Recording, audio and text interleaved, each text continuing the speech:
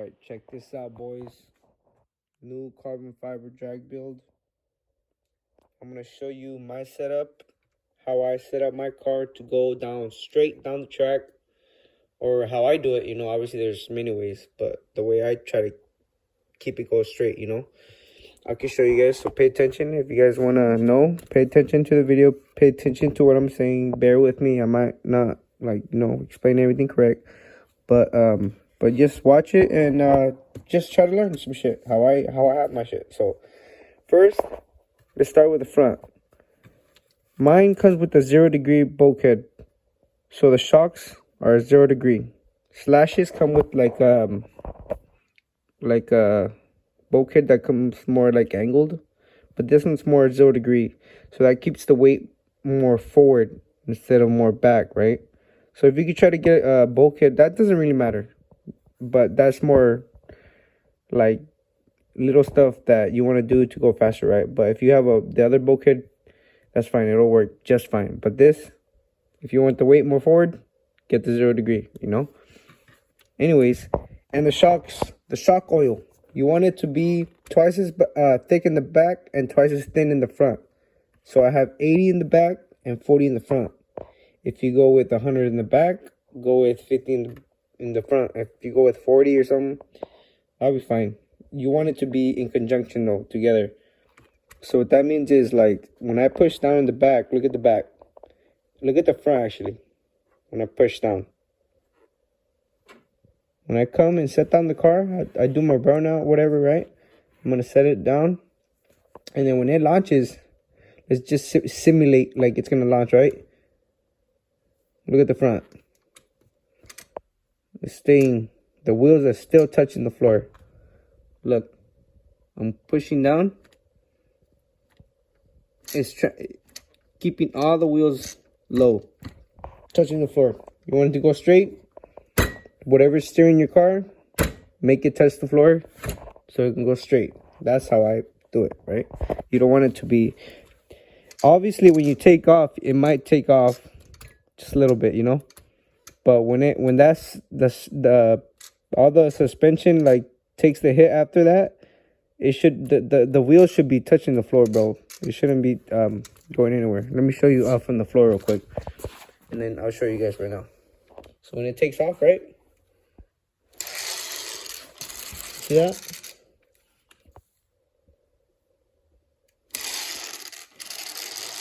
That front end is still like touching the floor. Let me show you. And I'm pushing down on the wheelie bar. Kind of like simulate how your car's gonna go down the track, right? The wheels look like it was touching, going straight. Whatever's steering your car, make sure it's touching the floor so it goes straight. Let me show you. Let's do it all in one video. That way you guys can see. Arms in the back. You want to keep them level. You don't want them to droop down, because when the car does pick up, right, when the back goes down and the front reacts how you want it to, the arms are going to droop down. You want it to be flush. No more.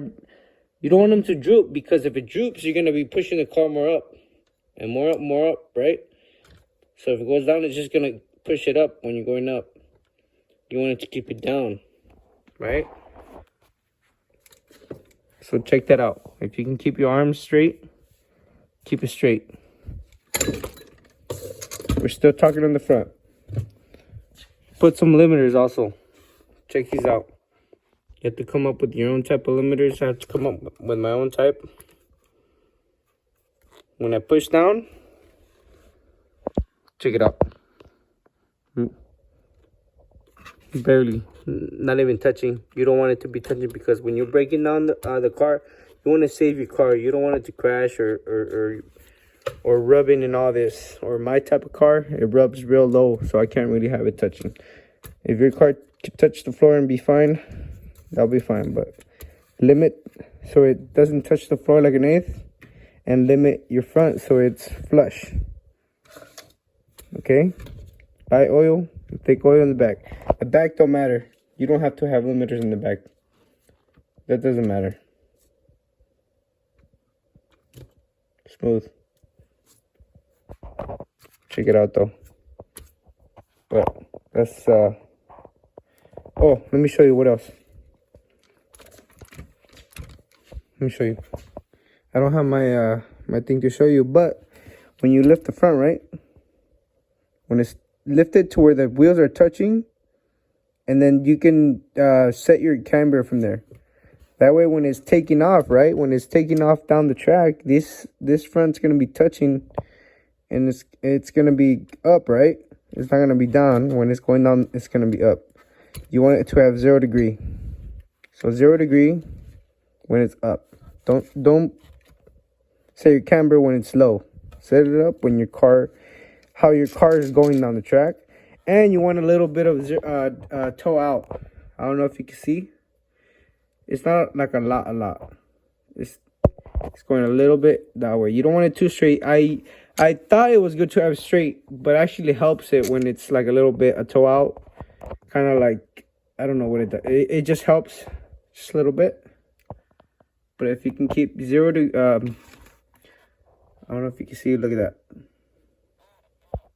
0 when I lift it up. Obviously, when it's down, it's gonna change. But yeah, check out the video, guys, if you have time. Just do what I'm saying. I might not explain how it is, but hopefully you guys can understand what I'm saying.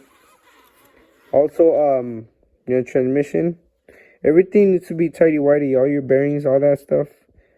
That's gonna help you. Like, you know, make sure all your bearings are good. You know. And I mean, that's pretty much it. Alright, part 2. Suspension in the back. And let me show you. So for the back, when I check the camber, I don't have my tool to show you. But let's just pretend. I'm going to pretend like the car's taking off down the track. So I'd say like that's about it. Right? So when I push down the track, you want to check. Look, 0. That looks about 0 degree. You would be able to tell if that shit's angled. You'd be able to tell. Like, it just change. Right? But when you set your camber, you want to set it. You don't want to set it like that. You want to set it when you're pushing down and push forward. Because I don't know if you can tell, when you go back and forward, it could change a little bit of the, you know, a little of the measurements. So make sure when you push down and push it forward, and then check your cambers. And then again, every time you check it, push, and then that's going to show you your correct camber down the track, right? That's very important. The camber, because I don't know if you could tell, I was running. Look at that. You can still see the line right there. That's how good that's how you know the camber. It's literally running on the side. Look, bro, from right here.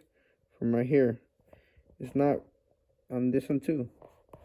You can still see maybe this one.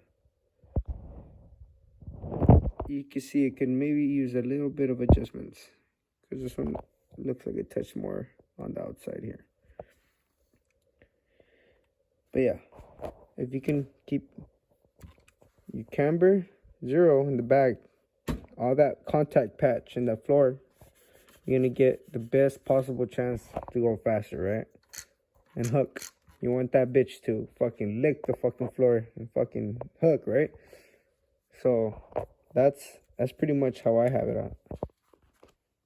That's what else can I tell you? I can show you stuff that I do in the track, but that'll be another video. How I prep my tires and get it ready. Part 3 of the video. Just you really just want to go over your car, and I don't know if your car works with your shock limit. Obviously, you want them all even, right? So if it's this side to this side, they're all even. because you don't want it to be have one more preload than the other, because when that's just gonna change a little bit of the just keep them all. I know how they say, oh, add more shock load if it goes to the left or right. But I think that could be the camber, it could be your steering, or not this, it could be steering too. It could be a lot of factors. But if everything it's tied together nice, there shouldn't be reason, unless your weight is off by a lot. It's just better to keep it all even if you could. Because I tried doing that, and then the results are better when they're even. So, and make sure your shocks are straight. Look at that. Well, all the cars are different, right? But if you can modify your car, you can maybe, if it's like your shock a little, angled, try to get them straight. This one, obviously, if you have a slash, you're gonna have a bulkhead, and it's gonna be angled. But that's okay. But if you get them straight, that'll be cool. And if you have spacers, any spacer anywhere, make sure it's all even. And that's gonna keep everything tighty-whitey. And let me show you, put it on the scale so I can show you the scales real quick. That's the left front. Alright, now I'm gonna show you the scales that I use to tune. This one thing that shows me if something's off by a lot. It will, like, I wouldn't know without knowing by looking at it. But if I put in the scale and something's off by a lot, I'll be able to tell because the scale told me. But let me show you. I don't know if you can see. I'm at 33 right now without the body and 67% in the back. And look at the side weights. 50, 50, and in the back tires 49 and 51. It's not even that bad. Like, it doesn't have to be perfect, but every time I set it right, you're gonna get different numbers, right? Because your suspension, the way it settles, it's gonna give you different numbers, right? Right now it's gonna 51, 49. Maybe I can tune it to where it's 50, 50, right? But if I'm off by like 1%, that's not a lot, right? If it's like 55, 50, you're going to be shooting to the left or right, right? We're at 50, 50, 50, 50 in the back. And then when I put the body on, it's going to change. It's going to change the way the weight is. So let me show you. So when I put the body on, right? Let's pick it up again. Put it down. Now I'm at 34% up front and 65%.